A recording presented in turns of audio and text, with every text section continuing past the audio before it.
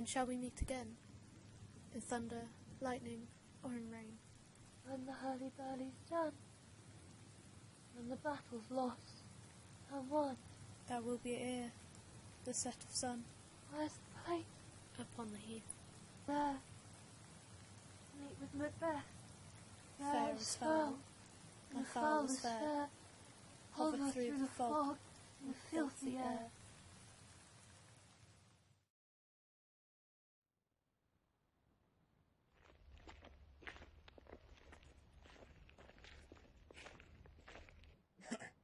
What bloody man is that? He can report, as seemeth by his plight, of the revolt, the new estate. States the king the knowledge of the broilers thou didst leave it. Doubtful, it stood, as two spent swimmers that do cling together and choke their art. The merciless MacDonald, worthy to be a rebel, yet to that the multiplying villainies of nature do swarm upon him.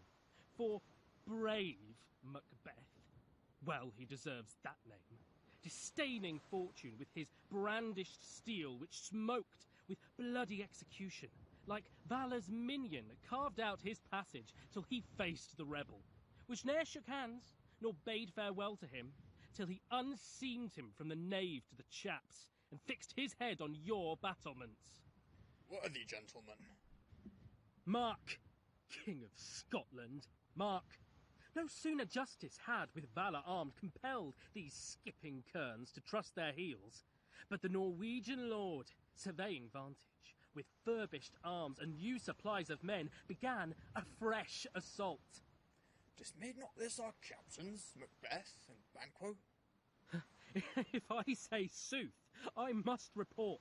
They were as cannons overcharged with double cracks, so they doubly redoubled strokes upon the foe, except they meant to bathe in reeking wounds, or memorise another Golgotha, I cannot tell. Who comes here? The worthy Thane of Ross. God save the king. Whence camest thou, worthy Thane? From Fife, great king, where the Norwegian banners flout the sky and fan our people cold. Norway himself, of terrible numbers, assisted by this most disloyal traitor, the Thane of Cawdor, began a dismal conflict, till that Bologna's bridegroom, lapped in proof, confronted him with self-comparisons, point against point, rebellious, arm against arm, curbing his lavish spirit, and to conclude, the victory fell on us. Yes! No, please, my lord. No more this Thane of Cawdor shall deceive our bosom interest. Please, this is all just a mistake. Please, no!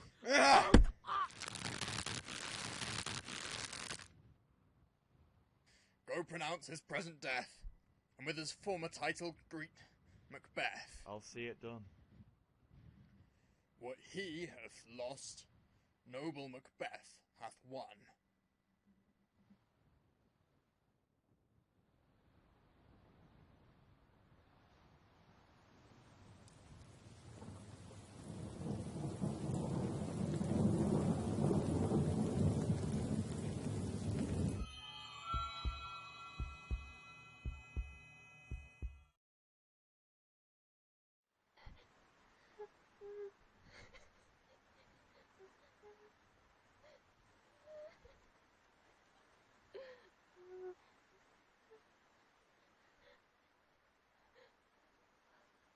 Where hast thou been, sister?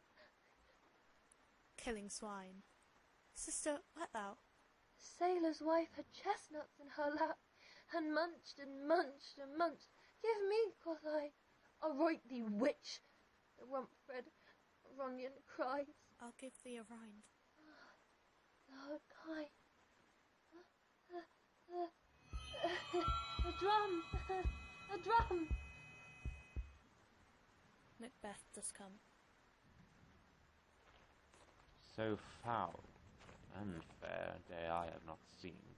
How far is called to Falls? What are these so withered and wild in their attire, that look not like the inhabitants of the earth, and yet are on it?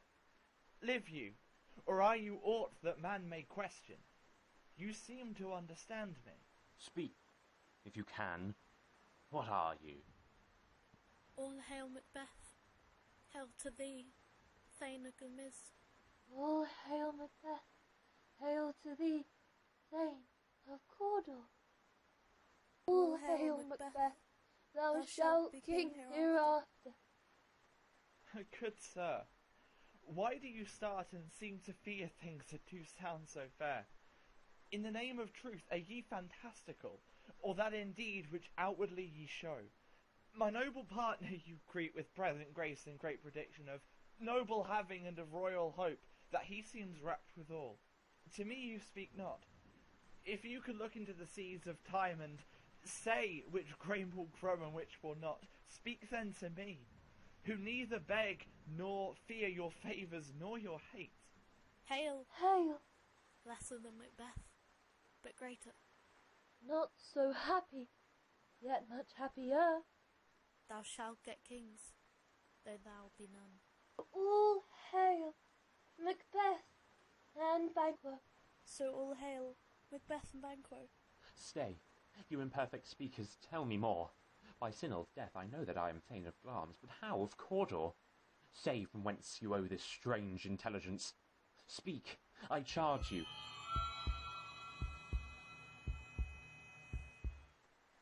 Whither are they vanished? Into the air, and what seemed corporal melted as breath into the wind. Would they have stayed? Were such things here as we do speak about? Or have we eaten on the insane root that takes the reason prisoner? Your children shall be kings. You shall be king. And Thane of Cawdor too, went it not so? To the self-same tune and words. Who's here? The king hath happily received, Macbeth, the news of thy success, and when he reads thy personal venture in the rebels' fight, his wonders and his praises do contend which should be thine or his, and, for an earnest of a greater honour, he bade me from him call thee Thane of Cawdor, in which addition, hail, most worthy Thane. What? Can the devil speak true? The Thane of Cawdor lives. Why do you dress me in borrowed robes? Treason's capital, confessed and proved, have overthrown him. Glamis, and Thane of Cawdor. The greatest is behind. Thanks for your pains. Do you not hope your children shall be kings, when those that gave the Thane of Cawdor to me promised no less to them? That trusted home might yet enkindle you unto the crown, besides the Thane of Cawdor. But 'tis strange, and oftentimes, to win us to our harm, the instruments of darkness tell us truths, win us with honest trifles to betrays in deepest consequence. Cousin, a word, I pray you. Two truths are told, as happy prologues to the swelling act of the imperial theme. I thank you, gentlemen. Cannot be ill. Cannot be good. If ill, why hath it given me earnest of success, commencing in a truth? I am Thane of Cawdor. If good, why do I yield to that suggestion whose horrid image doth unfix my hair, and make my seated heart knock at my ribs against the use of nature? Present fears are less than horrible imaginings. My thought, whose murder yet is but fantastical, shakes so my single state of man that function is smothered in surmise. Nothing is, but what is not. Look how our partner's wrapped. If chance will have me king, why, chance may crown me without my stir. Worthy Macbeth, we stay upon your leisure. Give me your favour. My dull brain was wrought with things forgotten. Let us toward the king. Think upon what hath chanced, and at more time, the interim having waited, let us speak our free hearts each to other. Very gladly. Till then, enough. Come, friends.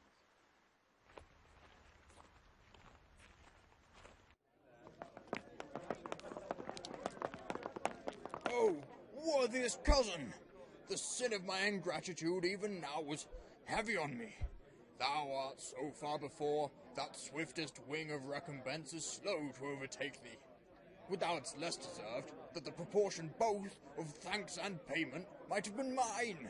Only I have left to say, more is thy due than more than all can pay. The service and the loyalty I owe, in doing it, pays itself. Welcome hither. I have begun to plant thee, and will labour to make thee full of growing. Noble Banquo, thou hast no less deserved, nor must be known no less to have done so. Let me enfold thee, and hold thee to my heart. There if I grow, the harvest is your own. My plenteous joys, wanton and fullness, seek to hide themselves in drops of sorrow.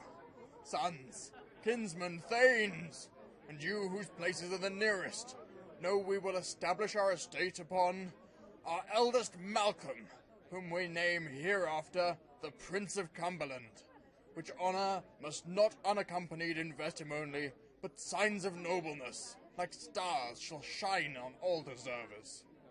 From hence to Inverness, and bind us further to you. The rest is labour, which is not used for you. I'll be myself the harbinger, and make joyful the hearing of my wife with your approach. So humbly take my leave. My worthy Cawdor. It's of Cumberland. That is a step on which I must fall down, or else leap, for in my way it lies. Stars, hide your fires. Let not light see my black and deep desires. The eye weak at the hand, yet let that fire which the eye fears when it is done to see. True, worthy Banquo, he is full so valiant, and in his commendations I am fed. It is a banquet to me. Let's after him, whose care is gone before to bid us welcome. It is a peerless kinsman.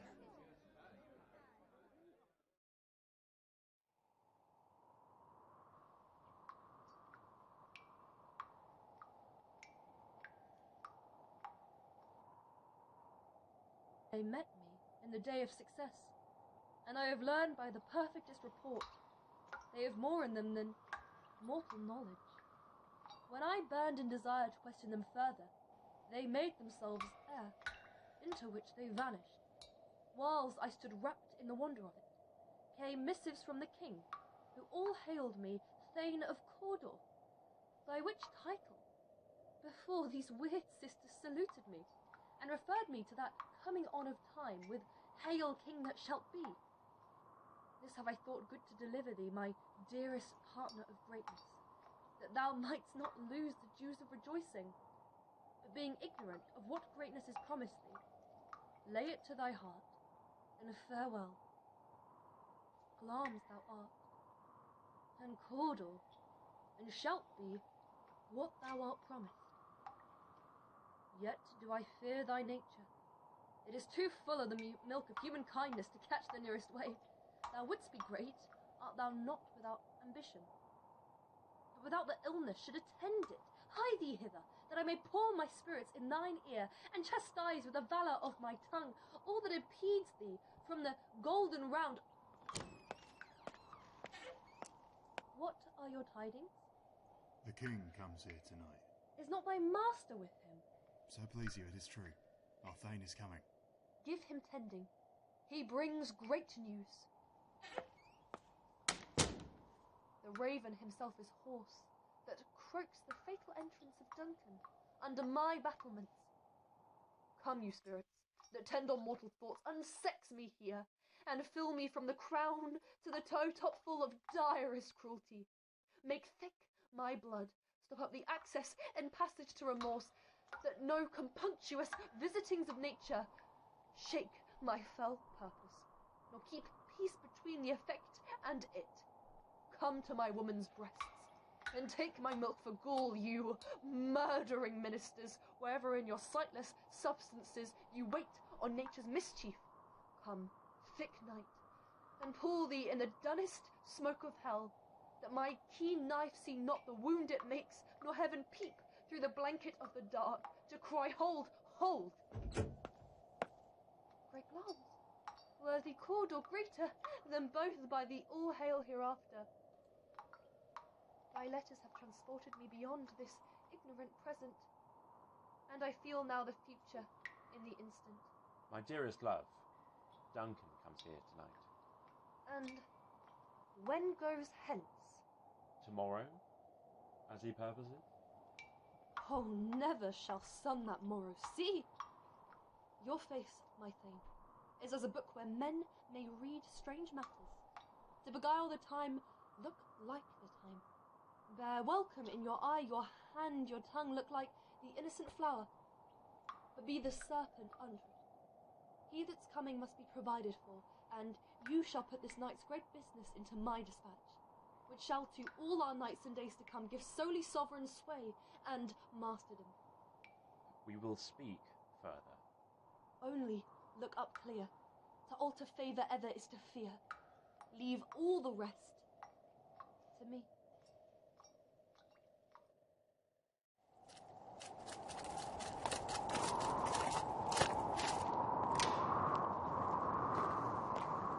This castle hath a pleasant seat.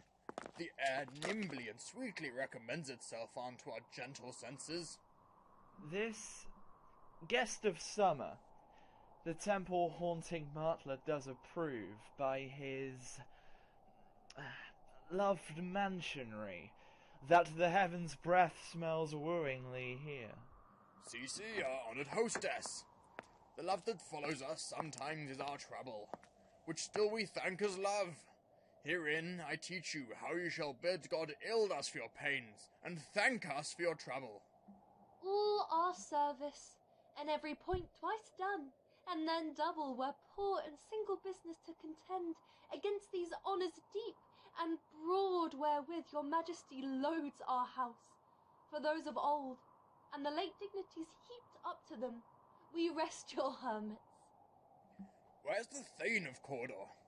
We coursed him at the heels, and had a purpose to be his purveyor. But he rides well, and his great love, sharp as his spur, hath holp him to his home before us. Fair and noble hostess, we are your guest tonight. Your servants ever have theirs, themselves and what is theirs, in compt, to make their audit at your highest pleasure, still return your own. Give me your hand. Conduct me to mine host. We love him highly, and shall continue our graces towards him.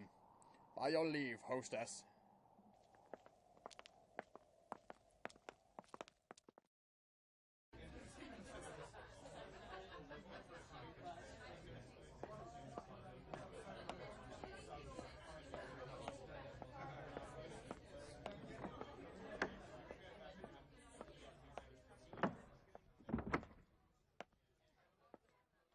If it were done, when 'tis done, then 'twere well it were done quickly.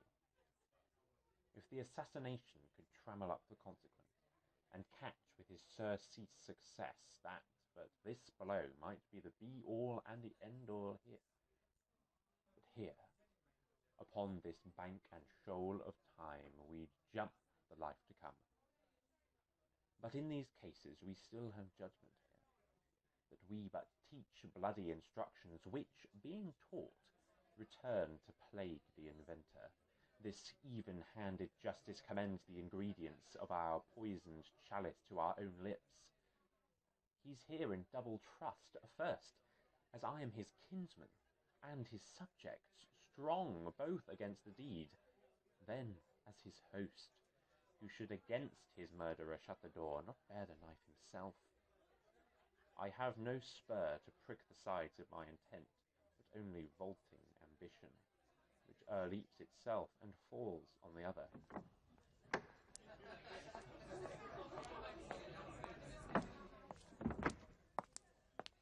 How now? What news? He hath almost supped. Why have you left the chamber? Hath he asked for me? Know you not he has? We will proceed no further in this business. He hath honoured me of late, and I have brought golden opinions from all sorts of people, which would be worn now in their newest gloss, not cast aside so soon. Was the hope drunk wherein you dressed yourself? Hath it slept since? and wakes it now to look so green and pale, and what it did so freely. From this time, such I account thy love. Art thou afeard to be the same in thine own act and valour as thou art in desire? Wouldst thou have been that which thou esteemed the ornament of life, and live a coward in thine own esteem, letting I dare not wait upon I would, like the poor cat in the adage? Prithee, peace. I dare do all that may become a man. Who dares do more is none. What beast was then that made you break this enterprise to me? When you durst do it, then you are a man, and to be more than what you were, you would be so much more the man. Nor time, nor place did then adhere, and yet you would make both. They have made themselves, and that their fitness now does unmake you. I have given suck, and know how tender 'tis to love the babe that milks me. I would, while it was smiling in my face, have plucked my nipple from his boneless gums and dashed the brains out, had I so sworn as you have done to this. If we should fail? We fail? But screw your courage to the sticking place, and will not fail. When Duncan is asleep, whereto the rather shall his day's hard journey soundly invite him, his 2 chamberlains, will I with wine and wassail so convince that memory, the warder of the brain, shall be a fume, and the receipt of reason a limbeck only, when it swinish sleep their drenched natures lie as in a death. What cannot you and I perform upon the unguarded Duncan? What not put upon his spongy officers, who shall bear the guilt of our great quell? Will it not be received, when we have marked with blood those sleepy 2 of his own chamber, and used their very daggers, that they had done't? Who dares receive it other? As we shall make our griefs and clamour roar upon his death. I am settled, and bend up each corporal agent to this terrible feat. Away, and mock the time with fairest show. False face must hide what the false heart doth know.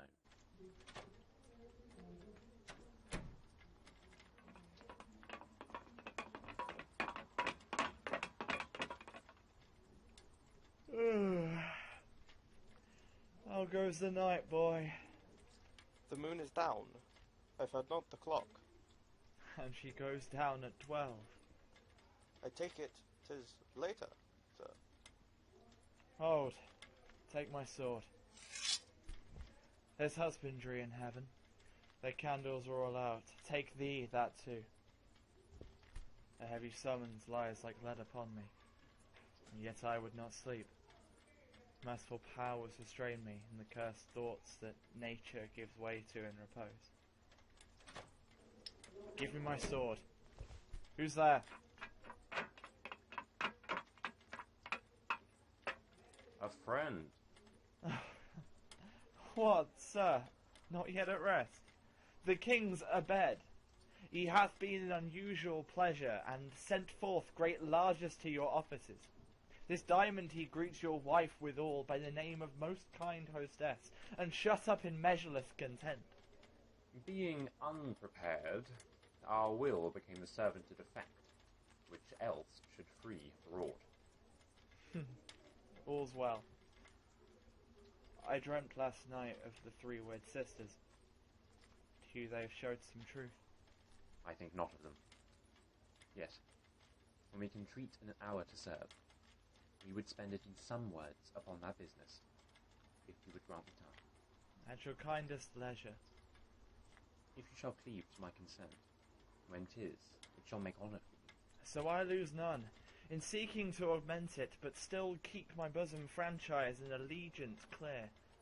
I shall be counselled. Good repose the while. Thanks, sir. The like to you.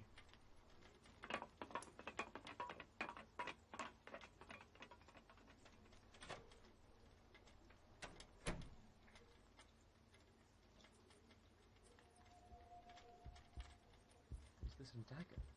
What do I see before me? handle toward my hand. Come, let me clutch thee. I have thee not, and yet I see thee still. Art thou not fatal vision, sensible to feeling as to sight?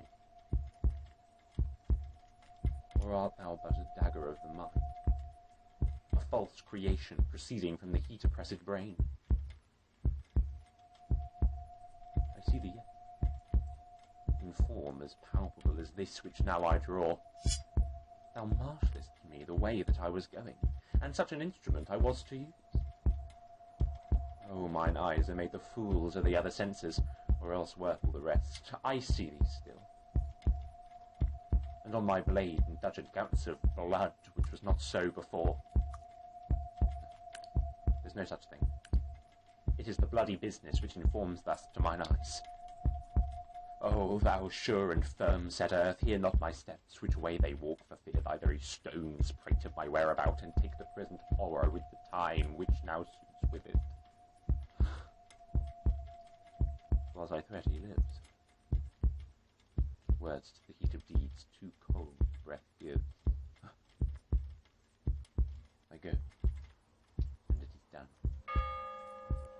The bell invites me. Hear it not, Duncan, for it is a knell that summons thee to heaven or hell.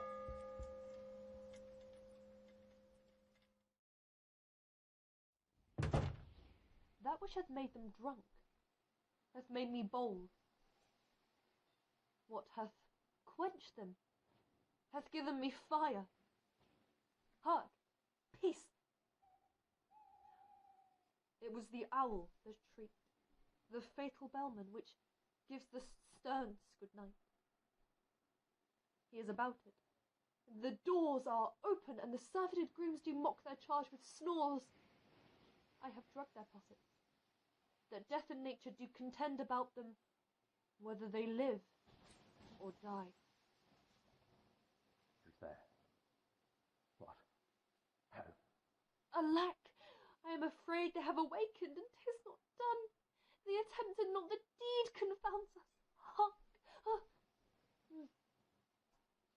I laid their daggers ready. He could not miss them. Had he not resembled my father as he slept, I had done.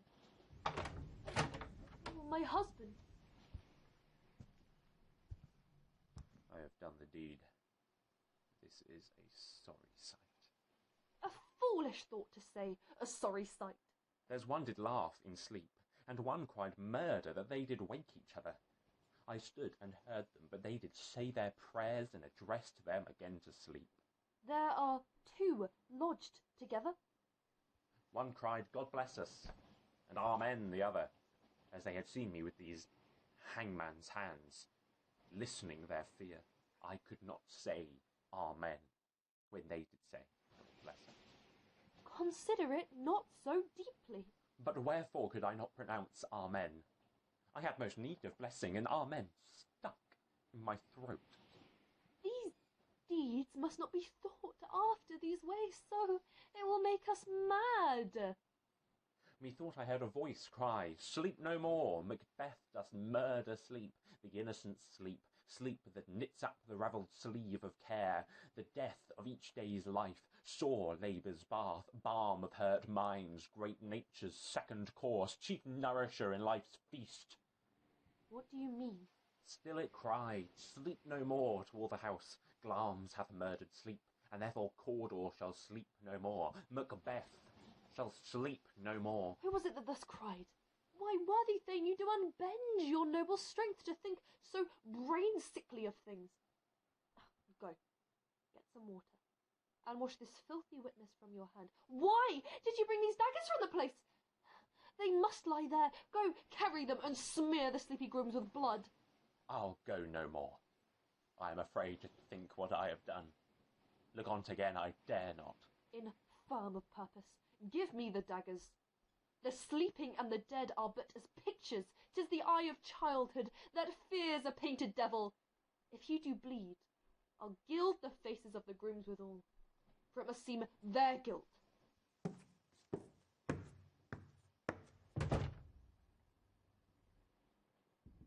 Whence is that knocking? How is it with me when every noise appalls me? What hands are here? They pluck out my eyes. Oh, will all great Neptune's oceans wash this blood clean from my hand? No. This my hand will rather the multitudinous seas and incarnadine, making the green one red. My hands are of your colour, but I shame to wear a heart so white. I hear a knocking at the south entry. Retire we to our chamber, a little water clears us of this deed. How easy it is then, your constancy hath left you unattended. Hark, more knocking. Get on your nightgown, lest occasion call us and show us to be watchers. Be not lost so poorly in your thoughts. To know my deed, the best not know myself. Wake Duncan with thy knocking. I would thou couldst.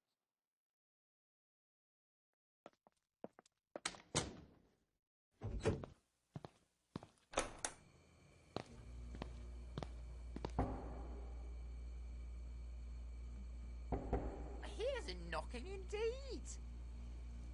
If a man were porter of Hellgate, he should have old turning the key. Knock, knock, knock! Who's there? In the name of Beelzebub? Here's a farmer that hanged himself on the expectation of plenty. Come in time, have napkins and how about you? Here, you'll sweat for it. Knock, knock! Who's there? In the other devil's name? Faith, he is an equivocator that could swear in both the scales against either scale, who committed treason enough for God's sake, yet could not equivocate to heaven. Oh, come in, equivocator. Knock, knock, knock! Who's there? Faith! Here's an English tailor come hither for stealing out of a French hose. Come in, tailor. Here, you may roast your goose.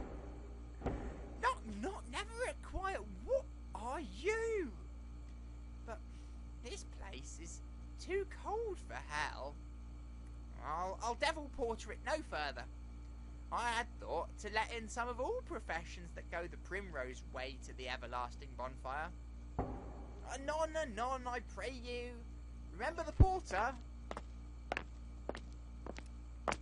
Was it so late, friend, ere you went to bed, that you do lie so late?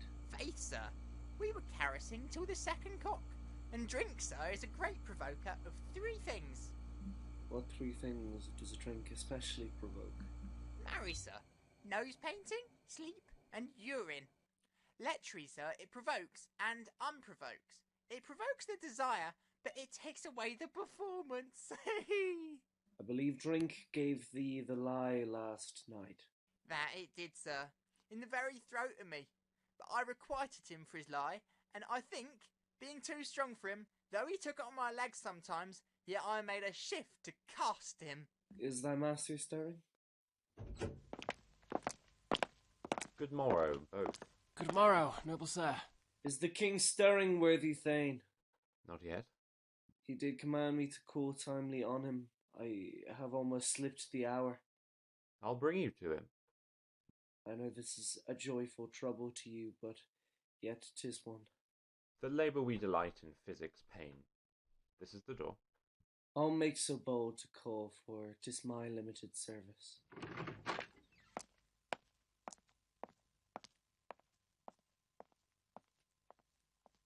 The night has been unruly. Where we lay, our chimneys were blown down, and as they say, lamentings in the air, strange screams of death. Some say the earth was feverish and did shake. 'Twas a rough night. My young remembrance cannot parallel a fellow to it. Horror, horror, horror! Tongue nor heart cannot conceive nor name thee. What's the matter? most sacrilegious murder hath broke ope the Lord's anointed temple and stole thence the life of the building. Mean you my father? Do not bid me speak, see, and then speak yourselves. Awake! Awake! Ring the alarum bell! Murder and treason! As from your graves rise up and walk like sprites to countenance this horror. Ring the bell!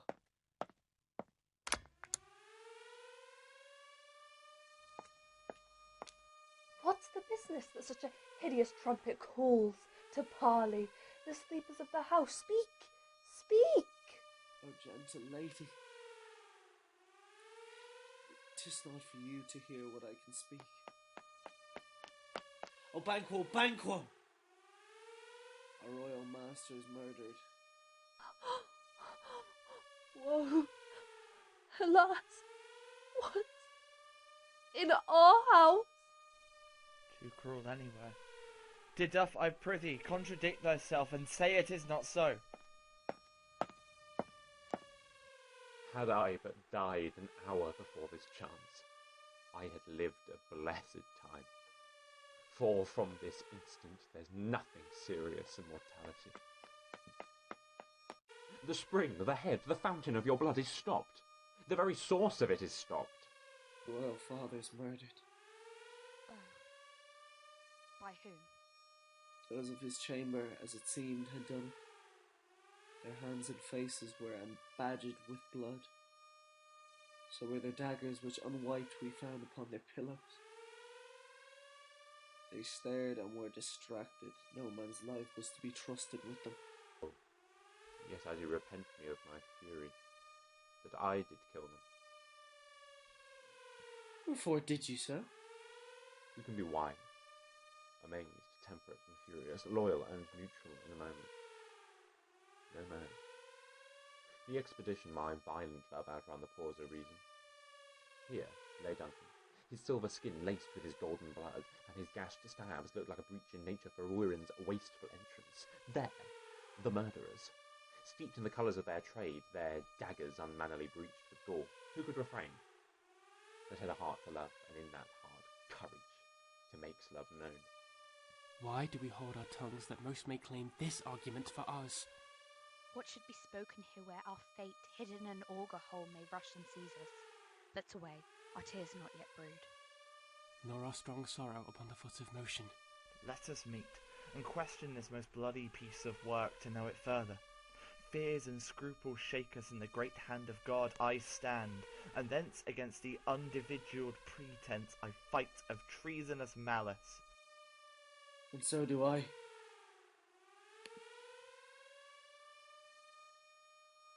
So all.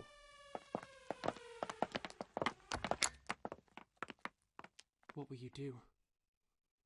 Let's not consult with them. To show an unfelt sorrow is an office which the false man does easy. I'll to England. To Ireland I. Our separated fortunes shall keep us both the safer. Where we are, there's daggers in men's smiles.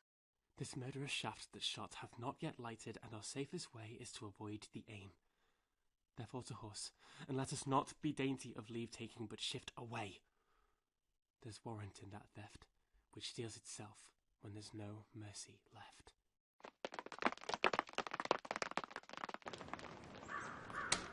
Within the volume of which time I have seen, hours dreadful and things strange, but this sore night has trifled former knowings.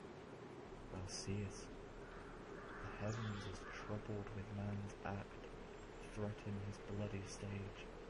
By the clock, 'tis day, and yet dark night strangles the travelling light. 'Tis unnatural, even like the deed that's done. On Tuesday last, a falcon, towering in her pride of place, was by a mousing owl hawked and killed. And Duncan's horses, a thing most strange and certain, beauteous and swift, the minions of their race turned wild in nature, broke their stalls, flung out contending against obedience so they would make war with mankind. 'Tis said, they eat each other.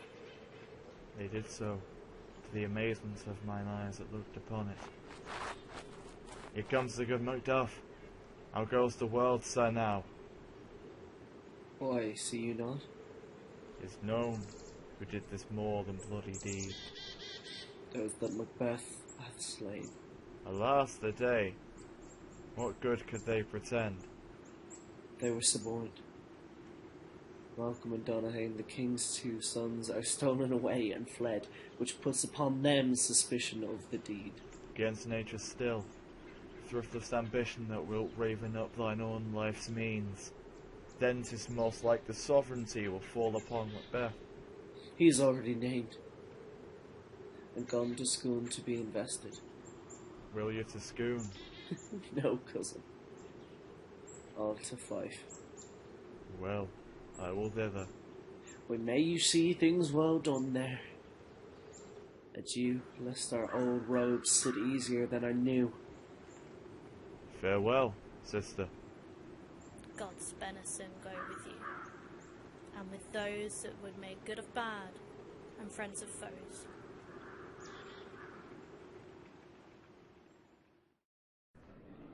Thou hast it now. King, Cawdor, Glamis, all as the weird women promised. And I fear thou playest most foully for it. Yet it was said, it should not stand in thy posterity, but that myself should be the root and father of many kings. If there come truth from them, as upon thee, Macbeth, their speeches shine, why, by the verities on thee made good, may they not be my oracles as well, and set me up in hope? But hush, no more.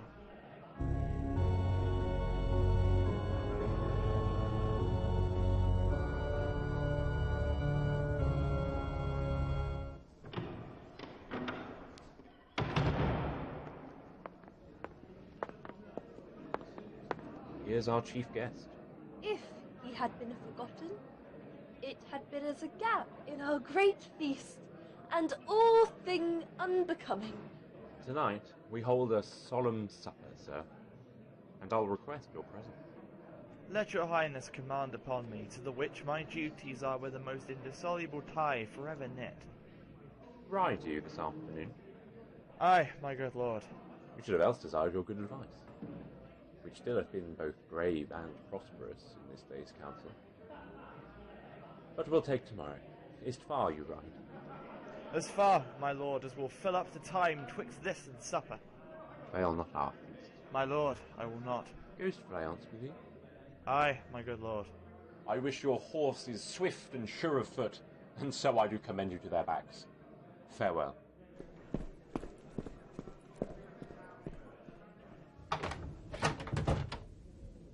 To be thus is nothing, but to be safely thus.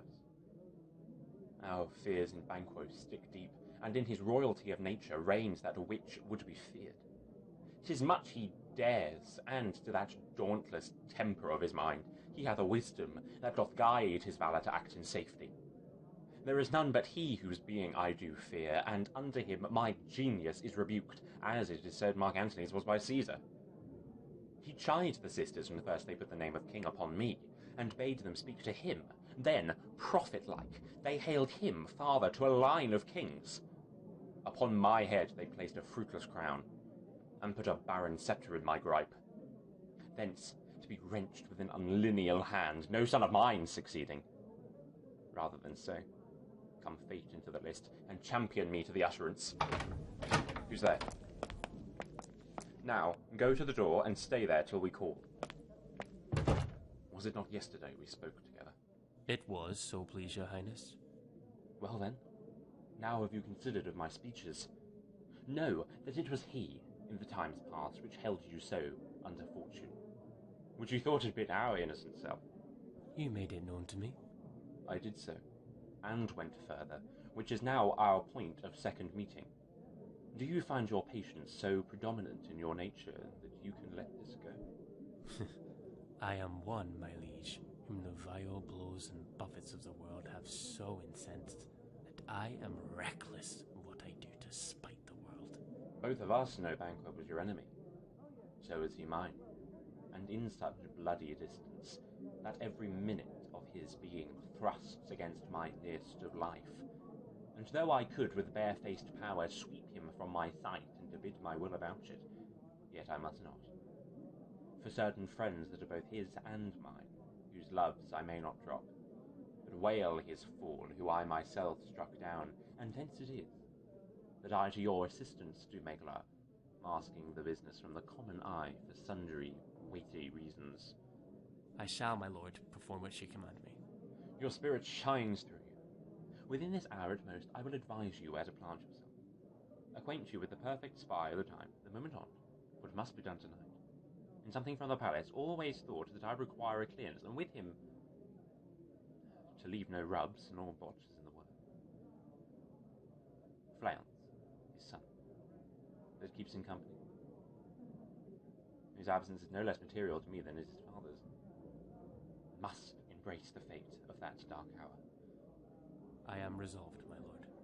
I'll call upon you straight. Abide within.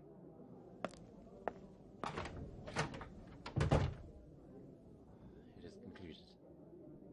Banquo, thy soul's flight, if it find heaven, must find it out tonight. Naught's had, all spent. Where our desire is got without content, 'tis safer to be that which we destroy than by destruction dwell in doubtful joy. How now, my lord? Why do you keep alone of sorriest fancies your companions making? Using those thoughts which should have deed have died with them they think on. Of things without all remedy should be without regard. What's done is done. We have scotched the snake, not killed him. She'll close and be herself, whilst our poor malice remains in danger of her former tooth. But let the frame of things disjoint, both the world suffer. Ere we will eat our meal in fear and sleep in the afflictions of those terrible dreams, shake us nightly. Better be with the dead, whom we, to gain our peace, have sent to peace, than on the torture of the mind to lie in restless ecstasy. Come on, gentle my lord, sleep over your rugged looks. Be bright and jovial among your guests tonight. So shall I, love, and so I pray be you. Let your remembrance apply to Banquo. Present him eminence, both with eye and tongue. Unsafe the while, but we must lave our honours in these flattering strings, and make our faces visits to our hearts, disguising what they are. You must leave this. Oh, full of scorpions is my mind, dear wife. Thou know'st that Banquo and his Fleance lives. But in them nature's copy not a turn. There's comfort yet. They are assailable. Then be thou jocund, ere the bat hath flown his cloistered flight, ere to black Hecate's summons the shard-born beetle with his drowsy hums hath rung night's horning peal. There shall be done a deed of dreadful note. What's to be done? Be innocent of the knowledge, till thou applaud the deed. Come, sealing nose, scarf up the tender eye of pitiful day, and with thy bloody and invisible hand cancel and tear to pieces that great bond which keeps me pale. Light thickens, and the crow makes wing to the rooky wood. Good things of day begin to droop and drowse, while night's black agents to their praise do rouse. Thou marvellest at my words, but hold thee still. Things bad begun make strong themselves by ill. So prithee, go with me.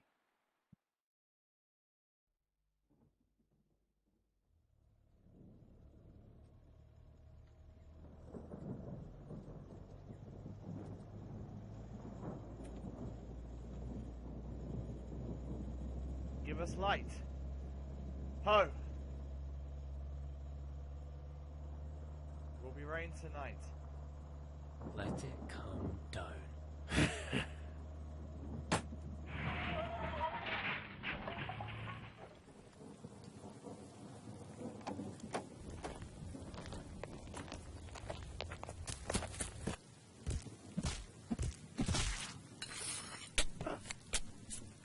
victory! Fly, Fleance! Fly, fly! Thou mayst revenge! O slave! There's but one down. The sun is fled.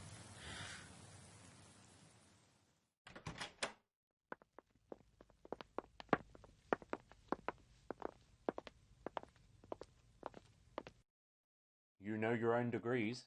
Sit down. At first and last, the hearty welcome. Ourself will mingle with society and play the humble host. Our hostess keeps her state, but in best time we will require her welcome. Pronounce it for me, sir, to all our friends, for my heart speaks they are welcome. See, they encounter thee with their hearts' thanks. Both sides are even. Here I'll sit i' the midst. Be large in mirth, anon we'll drink a measure the table round. There's blood on thy face. 'Tis Banquo's, then. 'Tis better thee without than he within. Is he dispatched? My lord, his throat is cut. That I did for him. Thou art the best of the cutthroats. Yet he's good that did the like for Fleance, if thou didst it. Thou art the non-pariel. Most royal sir, Fleance escaped. Then comes my fit again. I had else been perfect, whole as the marble, founded as the rock, as broad and general as the casing air. But now I am cabined, cribbed, confined, bound in to saucy doubts and fears. But Banquo is safe. Ay, my good lord, safe in a ditch he bides with 20 trenched gashes on his head. The least a death to nature. Thanks for that. Get thee gone. Tomorrow we'll hear ourselves again.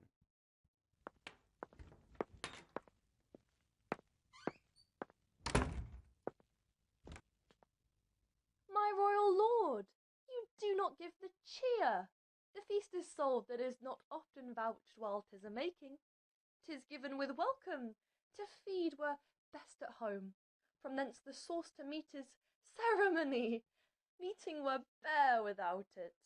Sweet remembrance, sir. Now, good digestion wait on appetite, and health on both. Here had we now our country's honour roofed. With the graced person of our Banquo present, who may I rather challenge for unkindness than pity for mischance?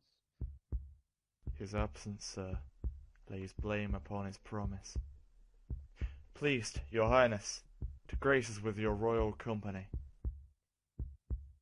The table's full. Which of you have done this? Thou canst not say I did it. Never shake thy gory locks at me. Gentlemen, rise, his highness is not well. Worthy friends, my lord is often thus, and hath been from his youth. Pray you keep seat. The fit is momentary. Upon a thought he will again be well. If much you note him, you shall offend him and extend his passion. Feed, and regard him not. Are you a man? Ay, and a bold one, that dare look on that which might appall the devil. Oh, proper stuff. This is the very painting of your fear. This is the air-drawn dagger which you said led you to Duncan. Why do you make such faces? When all's done you look but upon a stool. Prithee, see there. Behold, look. Lo. How say you? Why? What care I? If thou canst not, speak too. If charnel houses and our graves must send those that we bury back, our monument shall be the moors of kites. What? Quite unmanned in folly. If I stand here, I saw him. Fie, for shame! Blood hath been shed ere now. Ay, the olden time. Ere human statute purged the gentle wheel. Ay, and since too, murders have been performed, too terrible for the ear. The times have been, that when the brains were out, the man would die. And there an end. But now, they rise again. My worthy lord, your noble friends do lack you. As you forget. Do not muse at me, my most worthy friends. I have a strange infirmity, which is nothing to those that know me. Come, love and health to all. Then I'll sit down. Give me some wine. Fill full. I drink to the general joy of the whole table, and to our dear friend Banquo, whom we miss. Will you hear? To all and him, we first, and all to all. And quit my sight, let the earth hide thee. Thy bones are marrowless, thy blood is cold, thou hast no speculation in those eyes which thou dost glare with. Think of this, good peers, but as a thing of custom 'tis no other, only it spoils the pleasure of the time. What man dare? I dare. Approach thou like the rugged Russian bear, the armed rhinoceros or the Hyrcan tiger. Take any shape but that, and my firm nerves shall never tremble, or be alive again. And dare me to the desert with thy sword. Hence, horrible shadow, unreal mockery, hence. Why, so being gone, I am a man again. Pray you, sit still. You have displaced the mirth, broke the good meeting, with most admired disorder. Can such things be, and overcome us like a summer's cloud without our special wonder? You make me strange even to the disposition that I owe, when now I think you can behold such sights and keep the natural ruby of your cheeks, when mine is blanched with fear. What sights, my lord? I pray you, speak not. He grows worse and worse. Question enrages him at once. Good night. Stand not upon the order of your going. Go at once. A kind good night to all.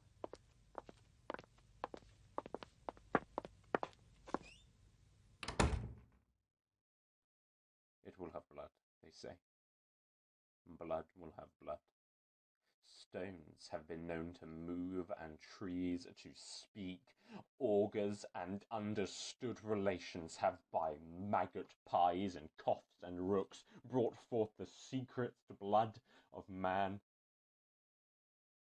What is the night? Almost at odds with morning. Which is which? How sayest thou? The Macduff denies his person at our great bidding. Did you send to him, sir? I hear it, by the way, but I will send. There's not a one of them but in his house I keep a servant fid.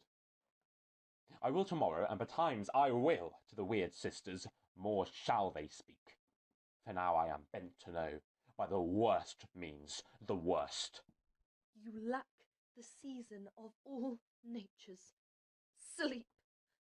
Come, we'll to sleep. My strange and self-abuse is the initiate fear that wants hard use. We are but young indeed.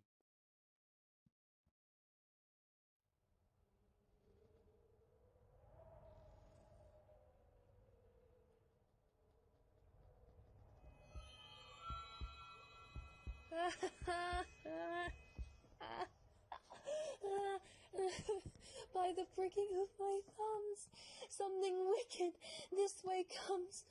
Oh, open locks, whoever knocks. How now, you secret black and midnight hags? What is't you do? A deed, without a name. I conjure you, by that which you profess. Howe'er you come to know it, answer me. Speak. We'll answer. Tell me, thy unknown power. She knows thy thought. Hear our speech, but say thou naught.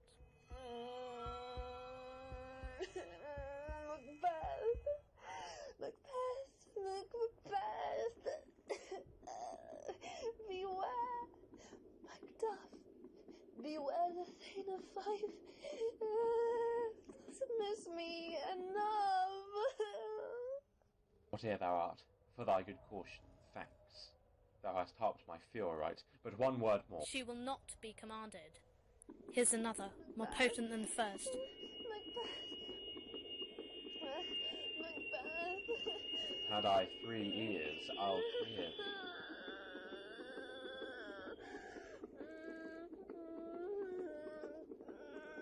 Be bloody, bold, and resolute.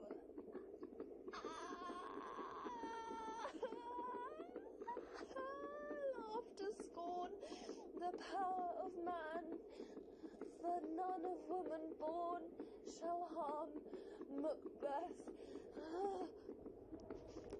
Then live, Macduff. What need I fear thee? And yet I'll make assurance double sure, and take a bond of fate. Thou shalt not live. Ye lion metal, proud and take no care, who chase, who frets, or working conspirers are. Macbeth shall never vanquished be, until great Vernon wood to high Dunsinane hill shall come against him. That will never be. Who can impress the forest to bid the tree unfix his earthbound route? Sweet bodements, good. If my heart throbs to know one thing, tell me, if your art can tell so much. Shall Banquo's issue ever reign in this kingdom? Seek to know no more. I will be satisfied. Deny me this and an eternal curse fall on you. Let me know. What noise is this? Show his eyes and grieve his heart, and like shadows so depart.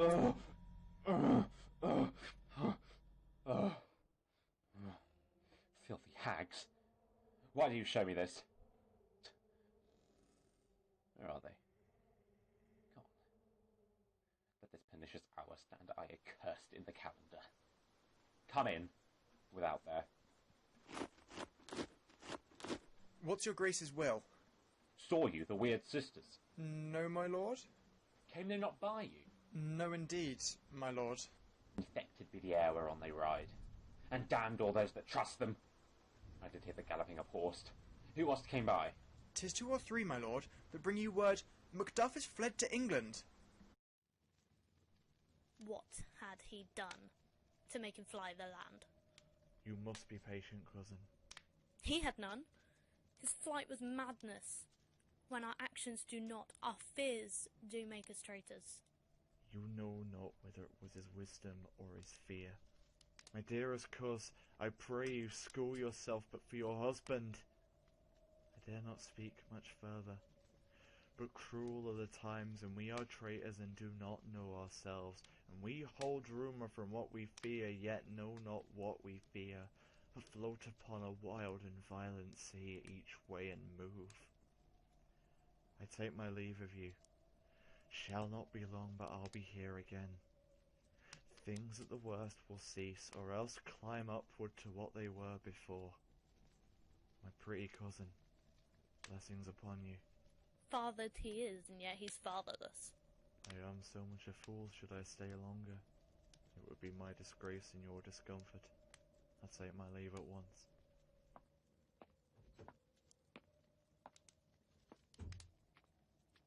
Sirrah, your father's dead. And what will you do now? How will you live? As birds do, mother. What, with worms and flies? With what I get, I mean, and so do they. Poor bird, thou'st never fear the net nor lime, the pitfall nor the gin. Why should I, mother? Poor birds they are not set for. My father is not dead, for all you're saying. Yeah, he is dead. How wilt thou do for a father? Nay, how will you do for a husband? Why, I could buy me 20 at any market. Then you'll buy 'em to sell again. Thou speak with all thy wit, and yet I faith with wit enough for thee. Was my father a traitor, mother? Aye, that he was. What is a traitor? Why, one that swears and lies. And be all traitors that do so? Everyone that does so is a traitor, and must be hanged. And must they all be hanged? that swear and lie? Everyone. Who must hang them? Why? The honest ones. Then the liars and swearers are fools, for there are liars and swearers, and now to beat the honest men and hang up them. Now, God help thee, poor monkey. How wilt thou do for a father? If he were dead, you'd weep for him. If you would not, it were a good sign that I should quickly have a new father. Poor prattler, how thou talks. What is his face? Where is your husband?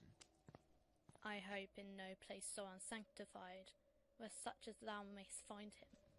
He's a traitor. Thou liest, thou shaghead villain! What? Young fry of treachery? Mother, run away, I pray you!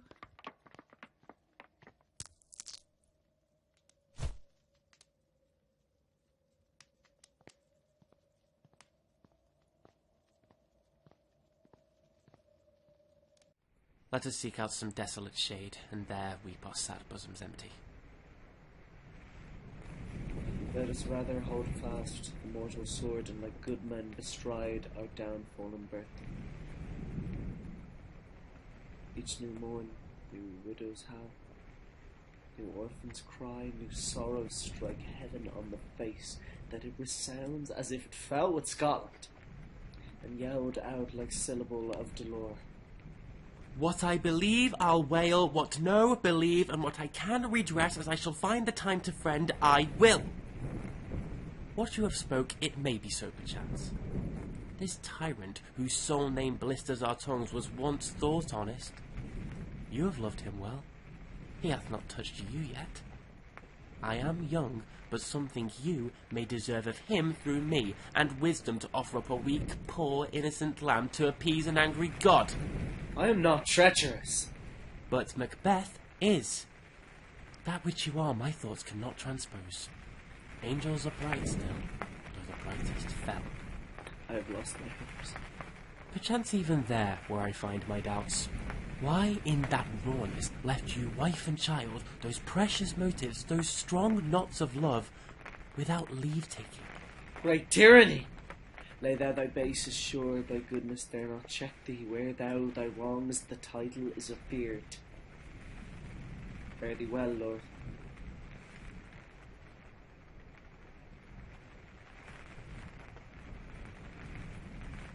What should he be? It is myself, I mean, in whom I know all the particulars of vice so grafted that when they shall be opened, black Macbeth will seem as pure as snow, and the poor state esteem him as a lamb, being compared with my confineless harms. Not in the legions of horrid hell can come a devil more damned in evils to top Macbeth. I grant him bloody, luxurious, avaricious, false, deceitful, sudden, malicious, smacking of every sin that has a name, but there's no bottom, none, in my voluptuousness. Your wives, your daughters, your matrons, and your maids could not fill up the cistern of my lust, and my desire all continent impediments would overbear that did oppose my will. Better Macbeth than such a one to reign. Angelus and temperance in nature is a tyranny.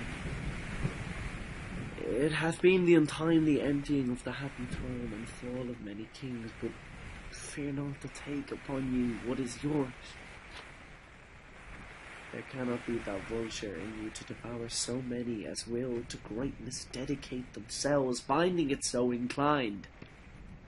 With this, there grows in my most ill-composed affection such a staunchless avarice, that were I king, I should cut off the nobles for their lands, desire his jewels and this other's house, and my more having would be as a sauce to make me hunger more, that I should forge quarrels, unjust against the good and loyal, destroying them for wealth.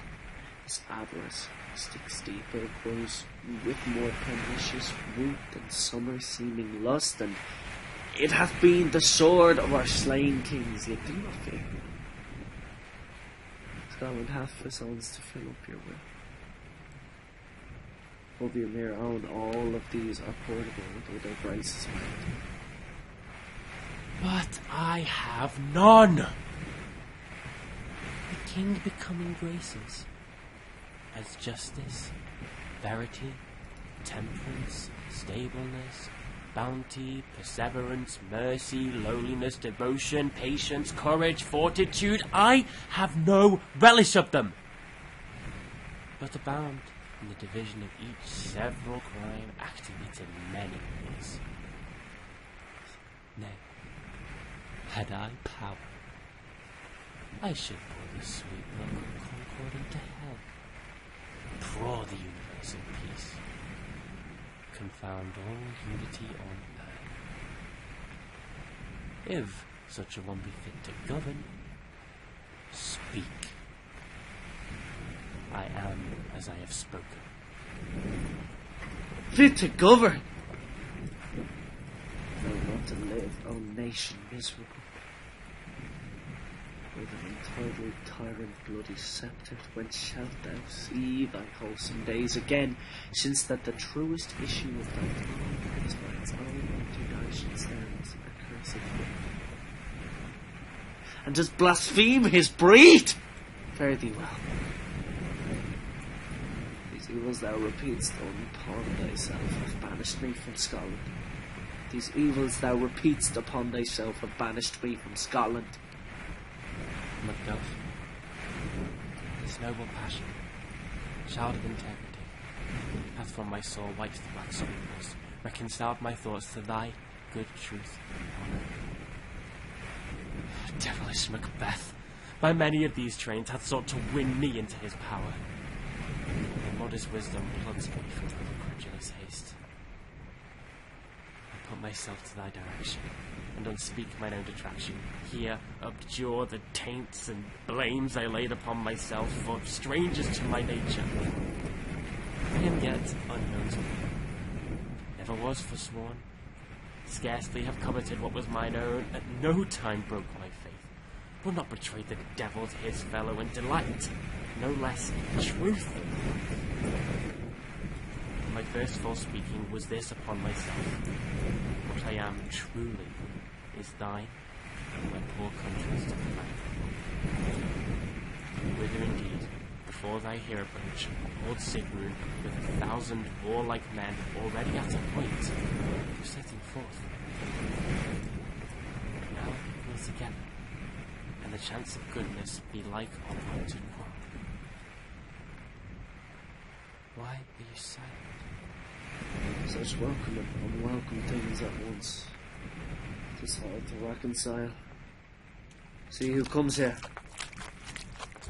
My ever gentle cousin, welcome hither. Sir. Amen. Stand Scotland where it did. Alas, poor country, almost afraid to know itself. It cannot be called our mother, but our grave, when nothing but who knows nothing is once seen to smile. What's the newest grief? That of an hour's age doth hiss the speaker, each minute teems a new one. How does my wife and all my children? The tyrant hasn't battered at their peace? They were well at peace when I did leave them. When I came hither to transport the tidings which I have heavily borne, there ran a ransom of many worthy fellows that were out, which was to my belief witness the rather, for that I saw the tyrant's power afoot. Now is the time of help. Be it their comfort, we are coming thither. Gracious England hath lent us good Sigrun and her men. Would I could answer this comfort with the like, but I have words that would be howled out in the desert air where hearing should not latch them. What concern they? The general cause, or is it a fee grief due to some single breath? No mind that's honest, in it share some woe, though the main part pertains to you alone. If it be mine, keep it not from me, quickly let me have it. Let not your ears despise my tongue forever, which shall possess them with the heaviest sound that ever yet they heard. Your castle a surprise, your wife and babe savagely slaughtered, to relate the manner were on the quarry of these murdered deer to add the death of you. Merciful heaven. What, man? Now pour your hat upon your brows. Give sorrow words. The grief that does not speak whispers the overfought heart and bids it break. And children? Wife, children, servants, all that could be found. Be confident. Let's make medicines of our great revenge to cure this deadly grief. He has no children. All my pretty ones. You say all. Oh, hell kite. Oh! What are all my pretty chickens? And their dam. At one fell swoop. Dispute it like a man. I should do so. For I must also feel it as a man. I cannot but remember such things that were most precious to me. Sinful Macduff. They were all strong for me. Not that I am not for their own demerits, but for mine. For slaughter on their soul. Be this the whetstone of your sword. Let grief convert to anger. Blunt not the heart. Enrage it. Bring out this fiend of Scotland on myself. In my sword's light set him. Come, go eat the king. Our power is ready. Our lack is nothing but our receive what shade. The night is long, the never finds the day.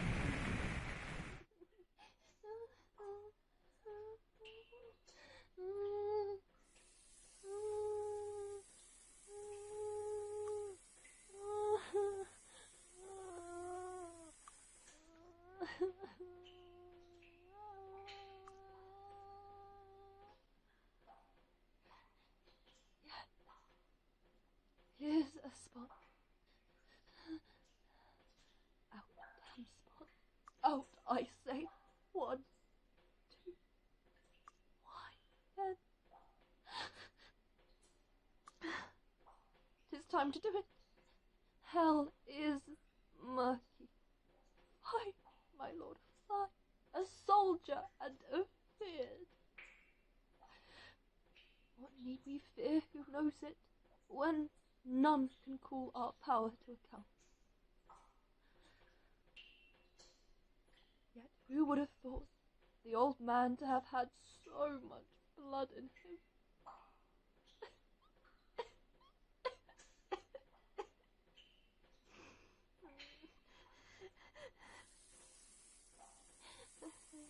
I had a wife, where is she now?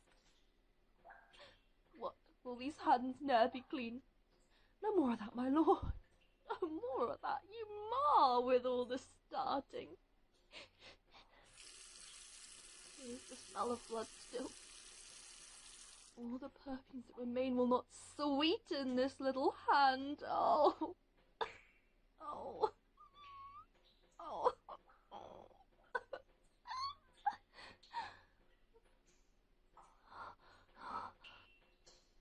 Wash your hands. Put on your nightgown. Look not so pale. I tell you yet again, Banquo's buried. He cannot come out on's grave.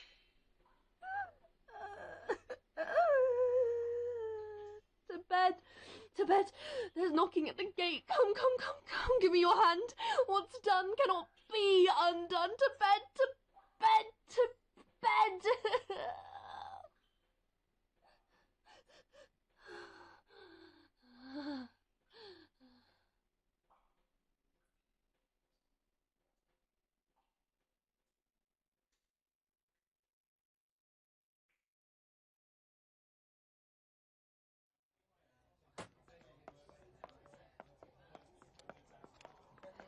Bring me no more reports. Let them fly all. Till burning wood removed to Duncann, I cannot taint with fear. What's the boy Malcolm? Was he not born of woman? The spirit that know all mortal consequences have pronounced me thus. Fear not, Macbeth. No man that's born of woman shall e'er have power upon thee. Then fly, false thanes, and mingle with the English epicures. The mind I sway by, and the heart I bear, shall never sag with doubt, nor shake with fear. The devil damn thee, black, thou cream-faced loon. Where goest thou with that goose look? Soldiers, sir. Geese, villain! Go prick thy face, and overread thy fear, thou lily-livered boy. What soldier's patch? Death of thy soul, thou linen cheeks of thine, are counsellors to fear. What soldiers, wayface? The English force to please you. Take thy face hence. Seyton! I'm sick at heart when I behold... Seyton, I say! This push will cheer me ever, will deceive me now. I have lived long enough. My way of life has fallen into the seer, the yellow leaf. And that which should accompany old age, as honour, love, obedience, troops of friends, I must not look to have. But in their stead curses, not loud, but deep, mouth honour, breed, which the poor heart feign to deny, and dare not. Seyton! What is your gracious pleasure? I'll fight till from my bones my flesh be hacked.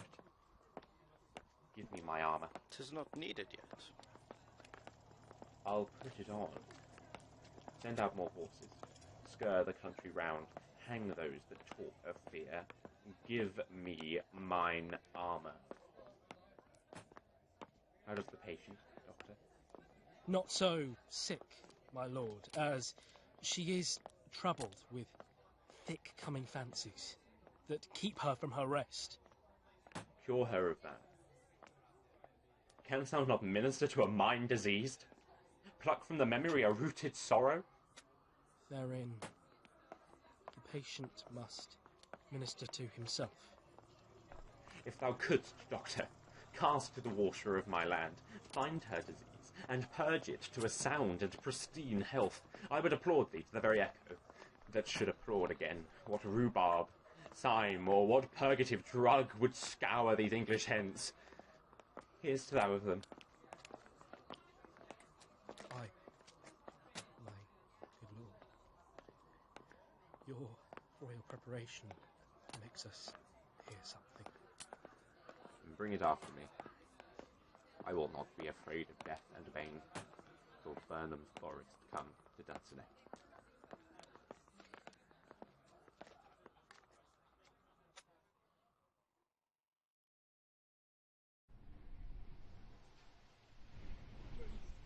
I don't want to hang like the others, please. Shut up, you miserable wretch!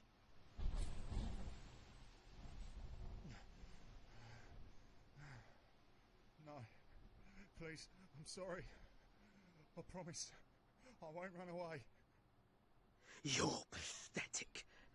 Better you hang here with all the rest. I'll fight, I swear it. I'll fight. Just please don't do this. Please. No, I don't want to die.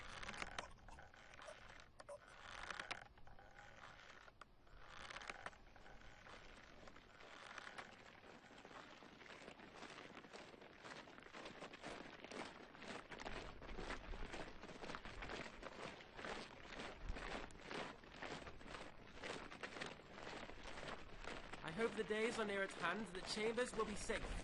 Doubt it nothing. Let every soldier hew him down a bough and bear it before him. Shall be done.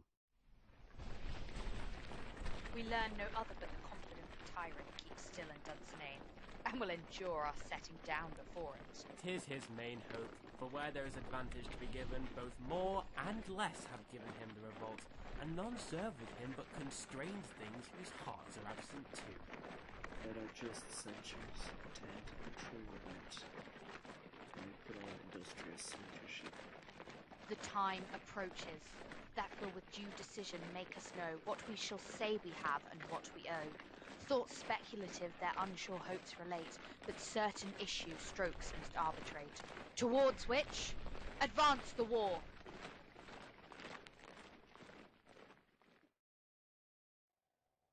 Hang out our banners on the outward walls. The cry is still when they come. Our castle's strength will laugh a siege to scorn. Here, let them lie till famine and the arguer eat them up. Were they not forced with those that should be ours, we might have met them, dareful, beard to beard, and beat them backward home.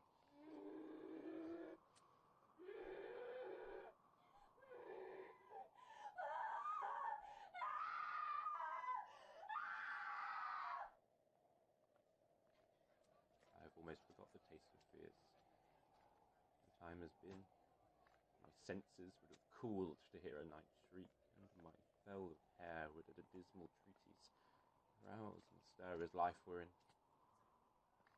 I have supped full with horrors. Direness, familiar to my slaughterous thoughts, cannot once start. Wherefore was that cry? The Queen, my lord, is dead. She should have died hereafter. There would have been a time for such a word. Tomorrow and tomorrow and tomorrow creeps in this petty pace from day to day to the last syllable of recorded time, and all our yesterdays have lighted fools the way to dusty death. Out, out, brief candle. Life but a walking shadow, a poor player that struts and frets his hour upon the stage and then is heard no more. It is a tale told by an idiot, full of sound and fury, signifying nothing. Thou comest to use thy tongue, thy story quickly. Gracious, my lord, I should report that which I say I saw, but know not how to do it. Well, say, sir. As I did stand my watch upon the hill, I looked toward Burnham, and anon, methought the wood began to move. Liar and slave! Let me endure your wrath if it be not so. Within this 3 mile may you see them coming. If thou speakst false, upon the next tree thou shalt hang alive till famine cling thee. If thy speech sooth, I care not if thou dost for me as much. I pull in resolution and begin to doubt the equivocation of the fiend that lies like truth. Fear not till Burnham Wood do come to Dunsinane, and now a wood comes towards Dunsinane. Arm, arm and out! If this which he avouches does appear, there is nor flying hence nor tarrying here. I gin to be aweary of the sun, and wish the estate of the world were now undone. Ring the alarm bell. Blow, wind. Come, rack. At least we'll die with harness on our back.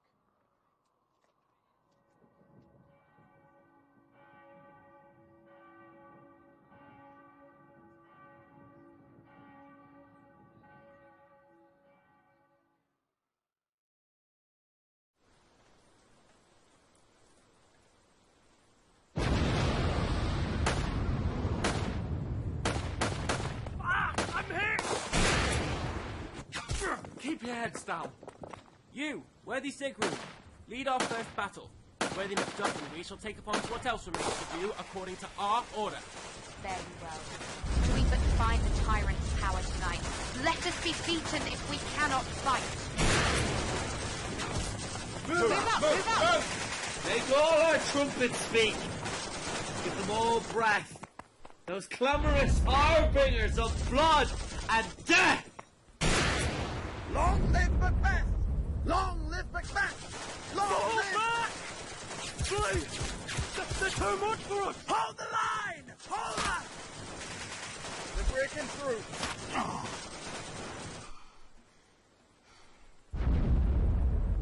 They have tied me to a stake.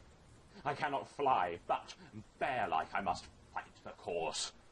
What's he that was not born of a woman? Such a one am I to fear, or none. Get yourselves on the left flank. Move it! Long live Macbeth! What is thy name? Don't be afraid to hear it. No, though thou callest thyself a hotter name than any is in hell. I hate Macbeth. The devil himself could not pronounce a title more hateful to mine ear. No, nor more fearful. Thou liest, abhorred tyrant! With my sword I'll prove the lie thou speakst. Ugh!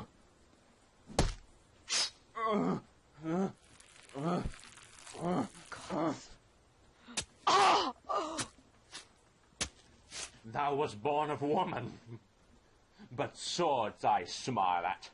Weapons laugh to scorn, brandished by one that's of a woman born. That way, the noises. Tyrant, show thy face! If thou beest slain, and with no stroke of mine, my wife and children's ghosts will haunt me still. I cannot strike at wretched kerns whose arms are hired to bear their staves.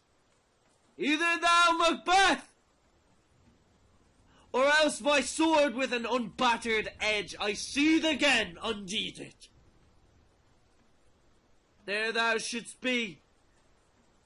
By this great clatter, one of greatest note seems bruited. Let me find them fortune, and more I beg not. Why should I play the Roman fool and die on my own sword? Whilst I see lives, the gashes do better upon them. Turn! Of all men else I have avoided thee, but get thee back. My soul is too much charged with blood of thine already. I have no words. My voice is in my sword, thou bloodier villain than terms can give thee out!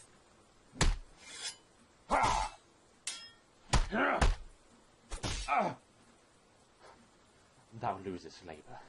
As easy mayst thou the entrenchant air with thy keen sword impress as make me bleed. Let fall thy blade on vulnerable crests. I bear a charmed life, which must not yield to one of woman born. Spare thy charm, and let that angel whom thou still hast served tell thee Macduff was from his mother's womb untimely ripped. Accursed be that tongue that tells me so. For it hath cowed my better part of man. I'll not fight with thee. Then yield thee, coward, and live to be the show and gaze of the time. We'll have thee, as our rarer monsters are, painted on a pole and underwrit, here may you see the tyrant. I will not yield to kiss the ground before young Malcolm's feet, and to be baited with the ravel's curse. Though Burnham would be come to Dunsinane, and thou opposed being of no woman born, yet I will try the last. Before my body I throw my warlike shield. Lay on, Macduff, and damned be him that cries, hold, enough.